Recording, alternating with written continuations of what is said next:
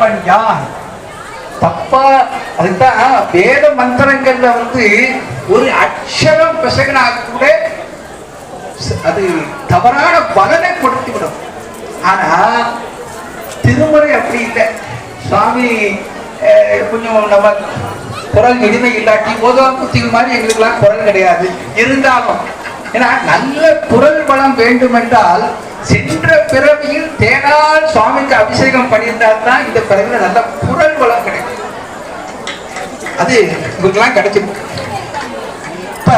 இப்ப இந்த மோயே அப்படின்னா அப்படிதான் நம்ம படிக்கணும். படித்தால் மோய்தல் என்றால் என்ன?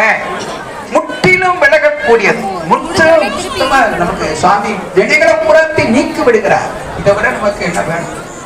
ஒரு கும்பாபிஷேகத்தில் கலந்து கொண்டால் 12 ஆண்டுகள் வழிபட்ட புண்ணியத்தை கிடைக்கும் என்று சொல்லப்பட்டிருக்கிறது என்றால் நீங்கெல்லாம் நாளைய தினம் அதிகாலையிலே கும்பாபிஷேகம் லக்னம் அமைக்கப்பட்டிருக்கிறது. மிகச் சிறப்பாக திருப்பணிகள் செய்யப்பட்டு